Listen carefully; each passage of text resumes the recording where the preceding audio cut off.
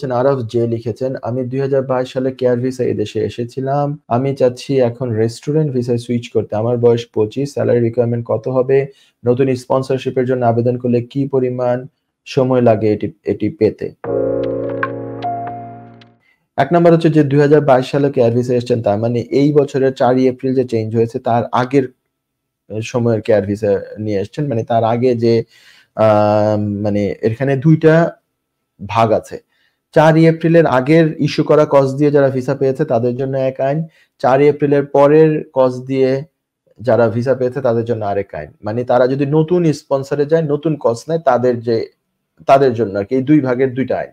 ৪ এপ্রিলের আগে যদি হয় ২০২২ সালে, আপনি যদি রেস্টুরেন্টের, এখন দেখতে হবে রেস্টুরেন্টের কি পজিশনে যাচ্ছেন। রেস্টুরেন্টের পজিশন ৪-৫ টার বেশি নাই।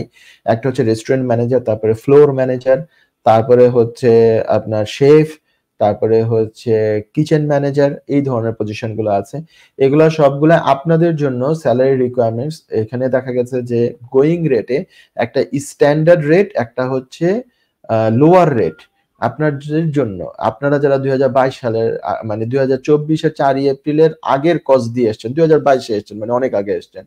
তো আপনার জন্য হচ্ছে লোয়ার রেটটা প্রযোজ্য। লোয়ার রেটটা হচ্ছে ৩০,৯৬০। এমনিতে হলো ৩৮,৭০০ অন্য সবার জন্য। আপনার জন্য ৩০,৯৬০ অথবা ২৯,০০০, একটু দেখতে হবে। এই দুইটার একটা হওয়ার কথা। তো এটা একটুখানি দেখে নিলে এটা ভালো হয়। লোয়ার রেটটা যদি হয়, রেস্টুরেন্টের যে লোয়ার রেট সেটা আমি ১ সেকেন্ডের মধ্যে দেখতেও পারবো। আমি আপনাকে দেখেও ফেলি। আমি আপনাকে যখন আনসার দিতে বসছি চেষ্টা করি যাতে আপনাকে সবচেয়ে ভালোভাবে আনসার দিতে পারি। হ্যাঁ?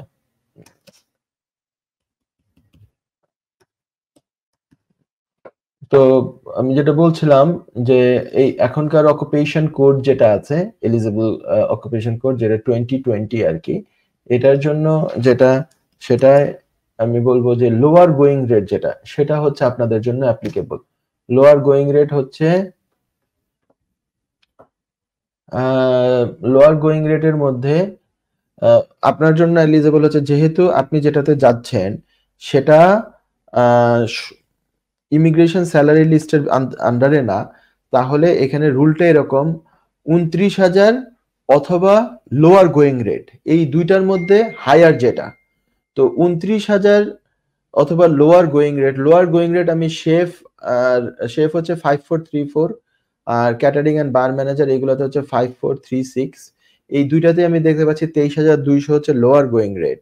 আর ২৯,০০০ বলা আছে যে ২৯,০০০ অথবা গোয়িং রেট লোয়ার যেটা, এই দুইটার মধ্যে যেটা হায়ার।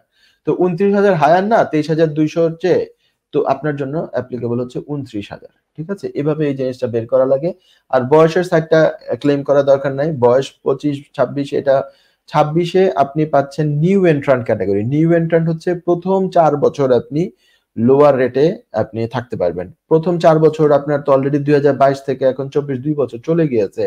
তো আমি বলবো ওই রুটে যাওয়া দরকার নেই। নিউ এন্ট্রান্ট, আপনি বয়স ব্যাপারটা দিয়েছেন নিউ এন্ট্রান্ট হিসাব, নিউ এন্ট্রান্ট ব্যাপারটা আমাকে ইন্ডিকেশন করে। নিউ এন্ট্রান্ট ইয়েতে দরকার নাই আপনার। নিউ এন্ট্রান্টে আপনি তো ২ বছর পাচ্ছেন। সেখানে আপনি কত হতো? ৩০,৯৬০। আমি তো সেটাতে দরকার নাই আমার। আমার দরকার যেটা আরো কমে, সবচেয়ে কমে যেটা আসবে আপনার জন্য অ্যাপ্লিকেবল, সেটা হচ্ছে 29,000। আর আওয়ার হতে হবে 37.5। আচ্ছা, এখন হচ্ছে নতুন স্পন্সরশিপের জন্য আবেদন করলে কি পরিমাণ সময় লাগে এটি পেতে? স্পন্সর লাইসেন্সের কথা যদি বলি, তাহলে এটা প্রায়োরিটি সার্ভিস আছে 10 ওয়ার্কিং ডেজ। যদি ভালো কাগজপত্র সবকিছু ঠিকঠাক থাকে, কোনো রকমের ইস্যু না থাকে, ভালো প্রতিষ্ঠিত ব্যবসা হয়, তাহলে হচ্ছে 10 ওয়ার্কিং ডেজ মানে 14 দিন।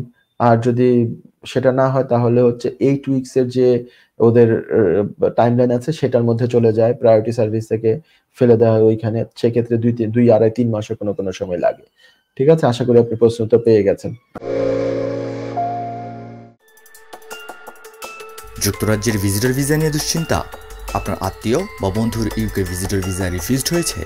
আপনি কি জানেন হোম অফিসের এই সিদ্ধান্তের বিরুদ্ধে জুডিশিয়াল রিভিউ করা যেতে পারে? উইলডেন লিগ্যাল সলিসিটরস নিয়ে এলো ইউকে ভিজিটর ভিসা রিফিউজালের বিরুদ্ধে নো উইন নো ফি বেসিসে জুডিশিয়াল রিভিউ করার ব্যবস্থা।